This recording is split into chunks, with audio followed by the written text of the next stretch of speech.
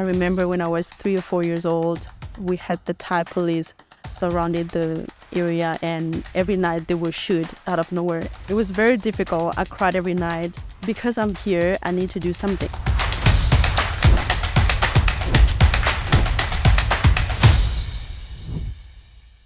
Welcome again to the Canadian Dream Podcast. I'm here today with someone who spent half of her life in a refugee camp in Thailand, and she has been in Canada for about 15 years. I'm not going to dare to pronounce her last name.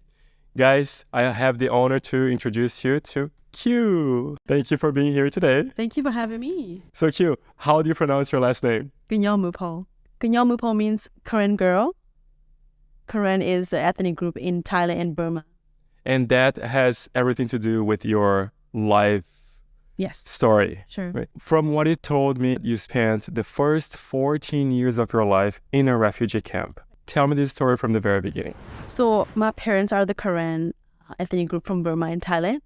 So because of the civil war between the Burmese military and the Karen people, they had to flee, so they couldn't live in their villages anymore. So they had to run, and they were hiding in jungles, and they went back to their village. And for a long time, they couldn't stay there, so they had to move, So they moved to the border of Thailand and Burma, and there I was born and raised for 14 years. Did you have any siblings? Yes, I have 3 older siblings, 1 brother and 2 sisters. They're older. How many were born in the refugee camp with you? 2. 2 of them? And the other 2 were small kids when they had to flee. Exactly. So who did you grow up around? I grew up around a lot of other kids, Korean kids. So we spent a lot of time in the river, play outside, because we didn't have access to internet or any TV or electricity. So grew up, play outside most of my life. What did your parents teach you? I mean, any values that helped to shape you? For sure, my mom is a very hardworking person. So growing up, she taught me to work hard, to be honest, and to be generous. I don't know if you knew this, but my dad was gone when I was 7 months old, when I was an infant. So I've never met my dad because we lived in the refugee camp, and we were not allowed to leave the camp. So my dad needed the money for the family because we were all kids, and so he went out to find a job, and he got arrested by the Thai police, and he was put in jail, and he never came back. So I grew up with my mom and my aunt. So what happened to your dad in jail? We don't know what happened. Before he went to jail, he had a tuberculosis. He was really sick, but then he got treated. But then he went and found jobs, and he didn't come back. Did you actually try to get news from him? No, because Thailand, back then they were very strict. You gotta have a paper to enter, the city, because we lived in the very remote, like in the forest basically. So we had no way of entering the cities because we didn't have any paperwork. So if my dad, it was like illegal immigrant, he was entering the space, and he was arrested and never came back. So my mom tried connected to other people, but no phones or anything. So back then they communicated through letter. So it didn't get her anywhere. So your mom ended up raising you and 4 kids in total. Yes. You and all your 3 siblings. Well, 1 died of malaria. Really? Yeah. How old was he or she? The baby was 2 months. So my mom went through a lot. And she passed that experience on to you because you were witnessing all the pain that your mom was going through. Did you feel any bitterness or fear? Fear for sure. When I lived at the camp, I was always wondering where my dad was. And, I remember when I was 3 or 4 years old, we had the Thai police surrounded the area, and every night they would shoot out of nowhere. And I remember we were so scared. Just harassing you. Yeah. we were so scared. And but my mom, she would always tell us stories, and that made us feel calmer. So Do you remember any of those stories? yeah, I do. I do remember some of them. But BitterNet, I guess, thinking about the experiences, from a refugee perspective, be a refugee. I remember when I first came to Canada, when I tell myself that I'm a refugee and I didn't speak English, I felt like a lot of people rejected me. And I tried to build relationship with other people here, but it was difficult. Oh, I want to know a lot more about your experience coming to Canada, but let's go back to the camp. Okay. Let's go back to the Sure. harder memories that you have. Did you have the opportunity to study in the camp? There were schools for sure, but And it was who was teaching? What did you learn? so the teachers were taught in the camp. So the education was not the high quality education, inadequate. We can say we learned about ABC. That's it. We learned about we didn't have access to outside world, so we just learned what we learned here. Just about there. reading and Reading and writing. In which language? In my language, Korean. In Korean. Did you learn Thai at all? No Thai. We didn't get that opportunity. Like I said, because the teachers were from the camp, so we were all Korean people in the camp. So we were speaking Korean, we were learning Korean, we were just do everything in Korean. So thank you for asking that, because sometimes I look back and I'm like, we lived in Thailand too. We should have the opportunity to learn Thai, but we never got the opportunity to. How many people lived in that camp? There were a lot. So what is a lot? 1,000? Yeah. 5,000? Yeah. 10,000? More than 10,000. Yeah. Oh, 10,000. So it's a village. Yeah, for sure. Big village. Big village. 10,000 plus, because including other camps too.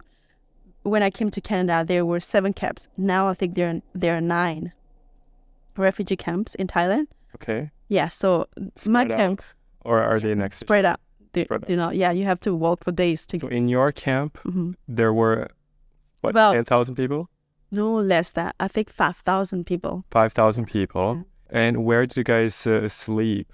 Our houses are similar to tent. Yeah. So So they're built of bamboo and logs and tree leaves. So we So how many people lived in one, let's call it tent? my mom, my aunt, my 3 siblings, and myself. So 6 of us. And where was the washroom? It's built outside, so Outside. separate from the Just with a little house. hole there. Yeah. Wow. How did you take a shower? For a long time we didn't have washroom, so we were just using outside. We were just going outside. Yeah, because houses were not meant to be permanent. The Thai government did not allow us to build a nice house.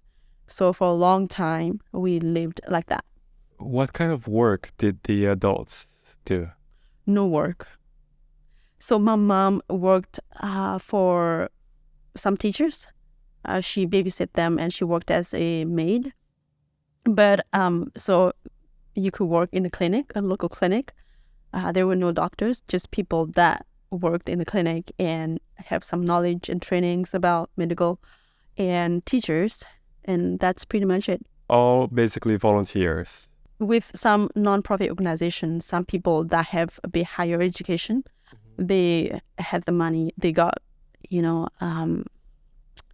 salary, but for my mom, she didn't get much. Did you have the chance to meet any foreigners? Yeah. Every Christmas, I think, we had people from America and from Philippines, from Korea. They come and they celebrated Christmas with us. They brought some clothing, some snacks. And those were staff and volunteers? I think non-profit organizations. Any missionaries too? Exactly, yes, Yeah. yes. So Yes. Christians? Yes. So you could not go to the movies, you could not go on a cruise, you could not travel anywhere. No. But did you actually have a boyfriend when you were 13, 14? I think I did have, I wouldn't call it boyfriend. It was more like friends, because I was a tomboy. You were? Yeah. But I had Such a strong mom taking care of all those kids. yes. You must have been raised to be tough. Yes, for sure. I spent a lot of times collecting woods and vegetables from the forest on my own with my dog. So I never actually felt the need to date or anything like that. I had lots of friends who were boys, Oh, but I also have friends. I started dating when I was 11 or 12, I think. But did you have any idea of what the world was No, like? no idea. Nothing? No idea. No. What do you remember? What did you hear of or about Europe or North America? Did you actually hear about those countries? Japan, there's China, there's Germany, there's France, there's England, there's... Yes, I remember we were in school, we were studying geography, and so we learned about the capital city of those countries. So I remember I knew about the countries, but I didn't know what the countries will be like. And so regarding the news, I remember back in 2001 we got some newspapers from like in the camp's office about 9/11 event that happened. Yeah. So I remember that's a big news that I remember. But since that I didn't remember any, because we didn't have TV channel or anything like that. I mean, people here and there, they had radio station, like radio, the machine ones, and that's pretty much it. What do you think, or what do you remember being the biggest sacrifice that you had to do living there? For myself to come to Canada, you mean? In the camp, Right. What was the biggest sacrifice you had to do? I mean, not having a washroom, or maybe not sharing a small space with so many people. I guess looking back, not having quality education and quality food, that's big for me. I feel like those impacted my childhood a lot. I think because of those, I came to Canada and I had to learn from the very beginning, and it was tough. So tell me about how did you get out of the camp? In our camp, we had the opportunity to pick whether to come to States or Norway or Canada, and my mom was not interested in coming to any of these countries. So What did you want to do? nothing, because we like I mentioned earlier, we had no way of knowing what's outside world like, and she was scared, right? She was a single mom, so one day one of the local leader came to our house, and she told us, you should consider coming to Canada, and it's for your children, right? And my mom put her name down because she wouldn't otherwise.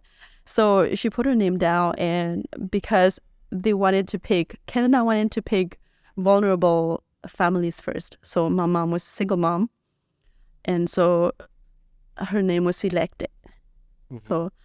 So then a few months later, we had to go for medical check and to make sure we were, approved, right? And so it was a bit of a process to do that. So I think it took altogether a year before we came. Oh, wow. Yeah. 1 year just waiting, going back and forth, Exactly. paperwork, Right. visa applications, etc. And where did you land when you came to Canada? We landed in Richmond, You Vancouver. came directly to Vancouver. Yes. Yeah. But first we left the camp and then stayed in Bangkok, and then from Bangkok to Japan, and to Japan to here. And how was that first moment Oh my when you goodness. arrived? First, how was it for you taking the plane? Take the car. Yeah, because we didn't have cars, right? So we left the camp, we were in the car, and it was interesting. Never been in the car before, so we drove from camp to one of the nearest city in Thailand. So it was a bit of an experience, And then you got in a plane. Oh my goodness. Yeah. Wow. We got in a bus first, and it was wow, see the city. Exactly. Wow. See the city lights. Airplane. Exactly.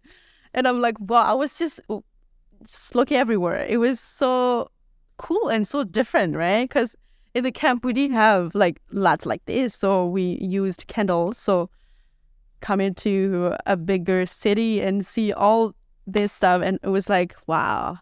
And I remember being like, this is a funny story because I'll never forget.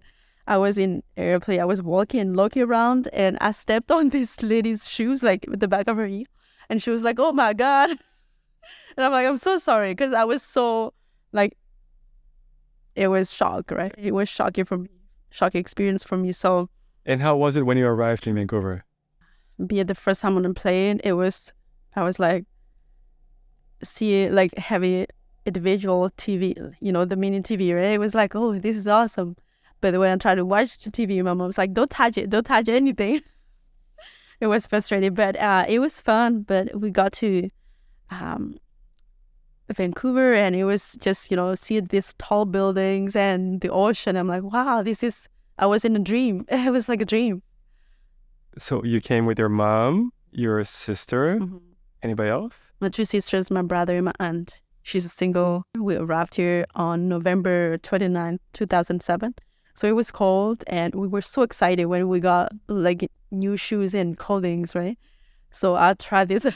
It was cold, and it was not snowing yet. I walked from, we call it Welcome House. I don't know if you know what that is. And it was, I'm not sure exactly where it is, but I walked from there to Chinatown, and I was wearing the high heel. I'm like, this is crazy. I don't know what I would wear that. It was cold, but I just wanted to rock the shoes, and so we spent a lot of time watching TV, and we couldn't sleep at night. So we were sleeping during the day, and night we were watching, and jet lag. Yeah, exactly. So we just learned how everything works, like how to turn the stove on and how to do the laundry, things like that. It took a while. And you stayed was it a shelter? It's like, they call it Welcome House. Okay, the Welcome House. Yeah. Okay. So you got everything you needed. Yeah. You got clothing, you got food, you got assistance. And who started working first? It was my mom. Your mom? Yeah. Do you remember what she did first? Yeah. She started working in a fish plant. In a what? In a fish plant. Fish plant? Yeah. Okay. Yeah, she works. And then I worked there in summertime too, when I was in high school. So you were, fish. How old were you when you started working in Canada? I think I was 16. 16? Yeah. So just a year after, yeah. And did you have the opportunity to go to high school right away? Or did you have to go through a transitional course, a program first? No, I started the second semester of grade 9. And I didn't do much at all. We were put in these spare classes, and we were just learning how to read ABCD. We were just doing puzzle the whole time. And we didn't really connect to anyone or teacher. It was hard.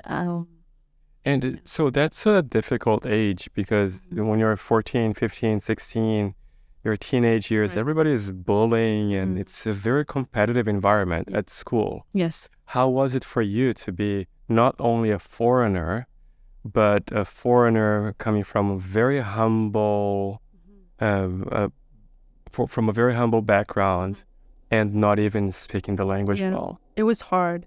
It was very difficult. I cried every night because every day I remember wanted to connect with people and not speak English. I felt rejected by a lot of people. I remember in my cooking class, my teacher was asking for something that I didn't understand and asked, and she was yelling at me, and I felt, because I'm a sensitive person, and I felt so sad, and I felt embarrassed, and it was the worst feeling ever. And I just felt like nobody would talk to me. Nobody would come to me and say hi first. It was very difficult for me. And did you feel pretty? Did you look in the mirror and did you see yourself different than the other girls? Yeah, for sure. Yeah. But to me, getting the education and do it well in school meant so much at that time, because I felt like, coming from nothing, now that I'm here in a land of opportunities, I got to do well in school. But the connected to people part was difficult. I was not so much worried about my looks, or it just, to me, it was more like, get the English already, learn the English, get better, and just, get involved already. I pushed myself, but even then I felt like it was still very difficult, What did you do to improve your English skills besides going to class, of course? Yeah, I listened to a lot of songs. I didn't get a lot of practice with other people because, like I said, I didn't have any friends besides my own community. I listened to a lot of music with subtitles, and I read a few books, a lot of children books, and that's how I felt like my English improved over time. Was there a moment when you felt, oh, now the better phase is about to begin, or the worst is already behind me? I never really had that moment. I feel like for me, it's a constant habit to, try to be better, There were always obstacles. Not necessarily obstacle, but I feel like if I don't keep up with myself and, keep learning, I feel like my English won't. So you kept pushing yourself. Yeah, I felt like I had to do that. And what role did your mom play? You know what? My mom was happy with me getting some sort of training and work, regular job. But I wanted to do more. I knew what it's like to come to Canada as a refugee and what, the needs I needed. So I felt like I wanted to push for more. She did encourage me to pursue further education after I got my uni clerk certificate. But I told her, this is the land of opportunity. I want to do more. I want to serve both Korean community and Canadian community. So I saved up money, and with the help of TEAL, refugee award, I was able to continue. And so from there, here I am. Not there yet, but still working on it. Yeah, so tell me, I don't think the audience knows what BC TEAL is. So tell me how you came across the organization, what they do, and what you actually got from them. It was in grade 12. My ESL teacher, her name is Susie Ellis. She's wonderful. And so she introduced me to BC TEAL, the Refugee Award, because she felt like I would be a best fit. How do I say this? A great fit for the scholarship because I worked hard. So she and I, we worked together on this application, and I submitted it, and I didn't really expect anything back. And then I got the scholarship, and I was so thrilled. I was so excited, so happy, because I've never gotten anything like that in my life. So this was the first thing. How did it change your life? Oh, it changed my life in a big way, because I wasn't sure what I wanted to do after high school, although I knew I wanted to be something in the future. So it really, it encouraged me to pursue higher education and to be something. That's where you are at right now, isn't it? Yeah, that's how I feel. That award is what started. And that happened only a few years ago. What, 3, 4, 5 years? No, it was in 2012. Oh, wow. Yeah. That long. That long already, Oh, exactly. wow. Yeah, I graduated. 11 years ago. Yeah, exactly. But you are still in school right now. I am. Okay, so what happened since you received that scholarship, the first scholarship? Yeah, so I went to Douglas College and taking some psychology courses, and I really liked it. But then I felt like, I wanted to go to school and work at the same time, because I needed to fund my own education.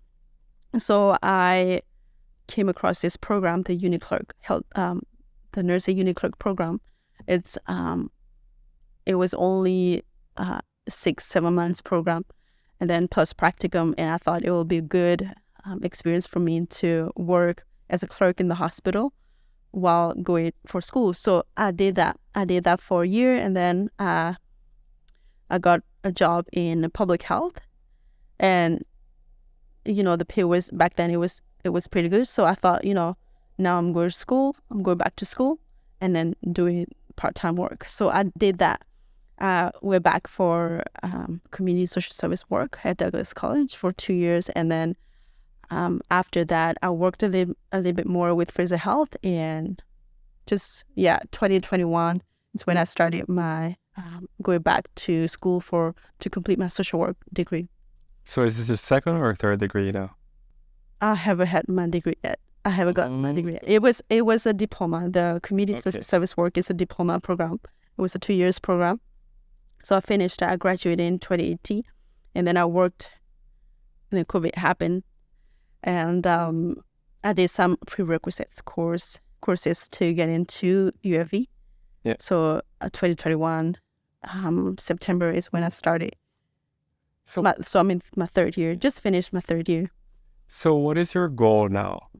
My goal is to finish my degree and then go for a master's degree, and then from there work in the community, in healthcare, and international. Healthcare, social work, and international. Yeah, I really want to explore international social work. Exactly. Yes. And along the way, you met someone special. Yes. So my husband. Is he Canadian? He's Korean Canadian, yes. He's got his citizenship. Is he also a refugee? Yes. Oh, from the same... Not the same camp, but... the same ethnicity? Yeah, same ethnicity. Also lived in Thailand in a refugee camp. When did he come to Canada? He came the same year as me. He came to Canada in September, and I came in November. And how did you guys meet? We first met in youth conference. Korean youth conference, and but we were friends then, and not until I think 2014 we met in Korean New Year celebration, and we started talking, and we clicked. Yeah. Yeah. And then you could actually date here. Yeah. You could actually go to the... Although my mom didn't really allow me to. Your mom didn't? No, my mom was she did want me to date. Is she still protective? She is in many ways. Yes. How was it for your mom to adapt? I guess it must have been harder for her. Oh, yes, for sure. Yeah. What is the hardest part for her? The hardest part was, I think, we first came to Canada, we lived in 2-bedroom apartment. And so she slept on the couch for 5 years. Because 1 bedroom, my sisters and I, we were share, and then my brother has the other room. And so my mom and my aunt, they both slept in the living room. So she's been working hard her whole life, and not knowing English and getting older and still have to work, it's difficult. So she still works now? Yeah, she is. She's 63. 63. And health-wise? She's okay. What kind of work is she doing now? She works in a greenhouse. She plants and do pruning with flowers. How do you think is the support that you're currently getting, if you are getting any support from the Canadian government? No support. We were supported for 1 year when we first came, and then we had to pay back for the flights. And that was it. My mom's like, we're grateful for the opportunity to be here. And so she started working, and she's like, we're blessed to be here, so let's just work, and other people can have access to government assistance if they need, but we are able to work. So, have you traveled back to Southeast Asia? I have, actually. Where to? My mom's village. At the end of 2019, I had the opportunity to travel with her. It was really nice. I was so worried about her being on the plane, and it was 13 hours flight, right? So, but she was okay. We traveled. It was a long trip. So I've never been to my mom's village. It's in Karen State. Technically, it was not safe to travel there, but we went anyway. So we were traveling from here to Thailand, and then from Thailand we took a boat to another part of Thailand. And then from there, we were picked up by our relatives on a motorcycle. It was crazy. Motorcycle, they were driving through the woods and through the forest, tiny roads, and like going through streams. And Yeah. it was crazy. I was like, you guys are braver than Hollywood, actors. This is crazy for us. Yeah. What did you or your mom think was crazy about Canada? Multiculturalism. It's just because we grew up never see different people in our lives, right? So coming here was crazy to see so many people from different background, but it was a good crazy thing. Foods, so many stuffs, right? So it was crazy, but good crazy, of course.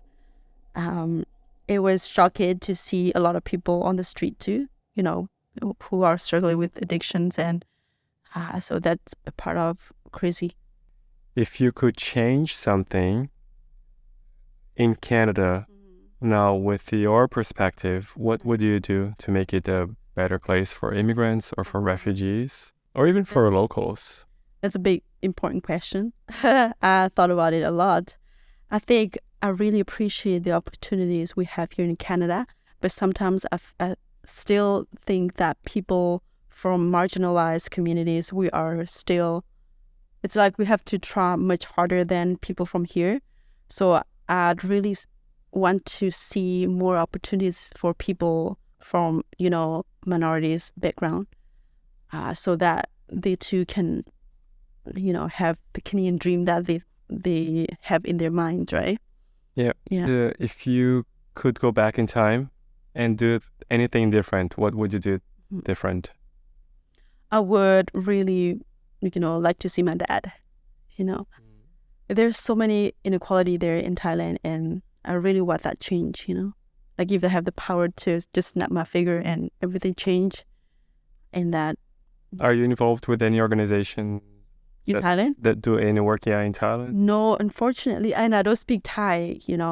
It's something that I want to work on. It's my next goal to learn Thai. But unfortunately, no, I don't have any association with any organization in Thailand. And now you have a very sweet daughter that I just had the pleasure to meet. I'm gonna keep her. For the weekend. Yeah. To play with my little boy. For sure, yeah. So how old is she now? She is almost 2. She's 20 months.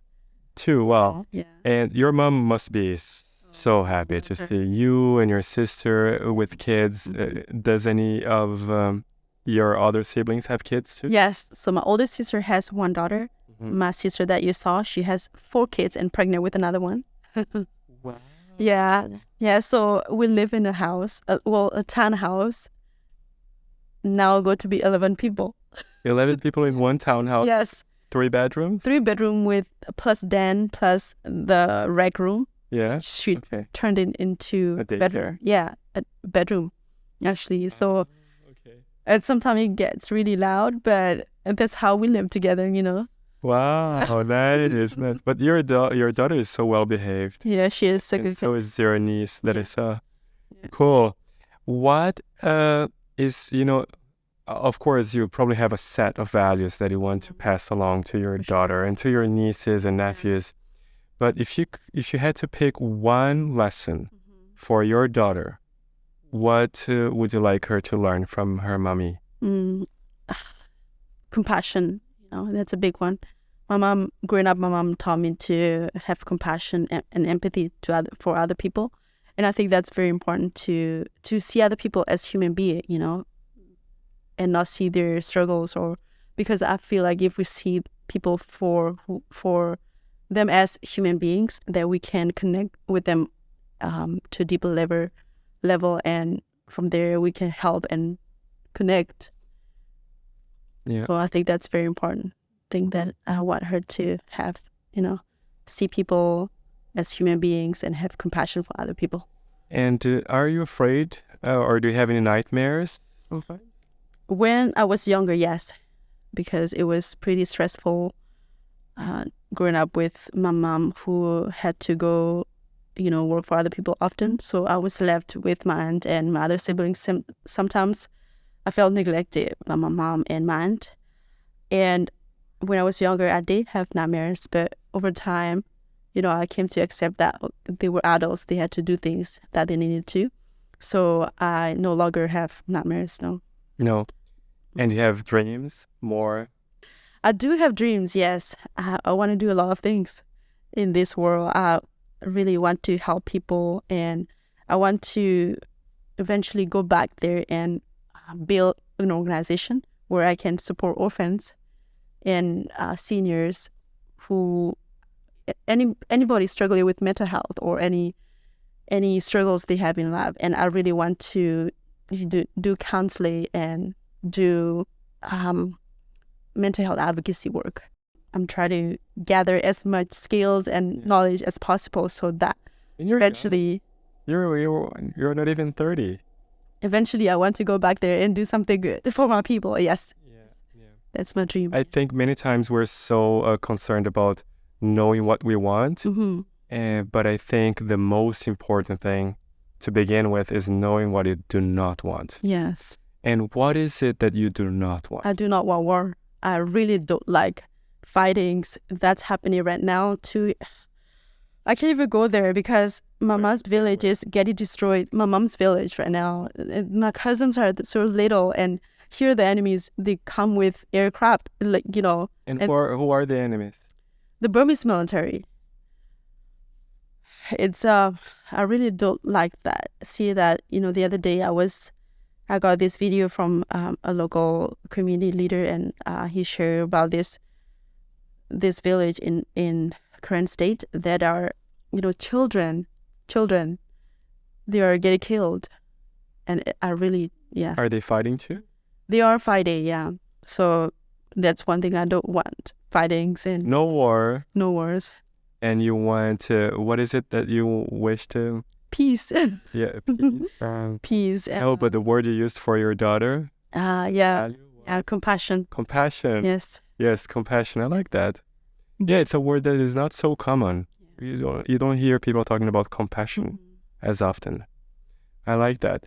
What do you think would have happened to you if you didn't come to Canada? Yeah. I thought about that a lot. I am grateful to be here, and I felt like if I didn't come here, I would just end up being married and not do anything with my life. Because that's the reality, right? You live in the refugee camp, you finish school. It's like, they call it standard, not grade. You finish standard 10 and there's nothing after. So a lot of people with connections, they were able to travel to other camps where they had the opportunity to maybe learn more skills. But we were so poor, we didn't have that connection. Yeah, I don't think I would be anybody if I didn't come to Canada. Yeah. Do you feel home here now? I lived in... You feel welcome. Yeah, I feel welcome for sure, but I feel like... But has Canada become part of your identity? Yes, for sure. Yet? For sure. It has? Yeah, it has, for sure. But where's home for you? That's a really good question. I have to spend a lot of time in my mind thinking about that. I feel comfortable in Canada. I feel welcomed. I feel belong, in my own community. Home is my home, I feel like home at home. But where? You grew up in a refugee camp. Yeah, exactly. Is Rome your mom's village? I thought it was home, but it's did you feel like a foreigner when you were there with her? A little bit, yeah. Yeah, a little bit. But there's no home anymore. There's no home. Isn't that what most Canadians have to live with? Being from elsewhere. Right. Yeah. And just swimming in this melting pot. Right. I guess if I use the percentage, this is like 80% my home. 80% home is Canada, and 20%... my mom's village. Your mom's village. It's just the land that I connect with, the beauty of the land, it just, Okay. One lesson of, I would say, a message of gratitude for Canadians that live in a place that is, as you just said, it's so comfortable to live in Canada. Right. That's why immigrants thrive here. because you come with a little bit of willingness to work hard, and you were deemed to succeed, right? But it's a good reminder for, I think, Canadians or people who have been here for so long, right, of how harsh life can be. yes. What would be the takeaway from your experience as a refugee that you would like to share with anybody who's a little bit too comfortable? Yeah. I would say that's a really good question, by the way. I believe that I'm here for a reason, meaning that because I'm here, I need to do something, whether to give back to the community, whether to strive for a better me, right? So I would say, whatever your Canadian dream is, keep pushing and get to where you need to be. At the same time, also consider people who need help, whether back home, wherever home is, or in Canada, there are lots of needs for people with, mental health problem or addiction or whatever problem they have. Give back in any way you can. I think that make a Canadian, Yeah. So have compassion, be compassionate, right, and help others. Exactly. And what is next for you? I just want to get my degree. That's the next step.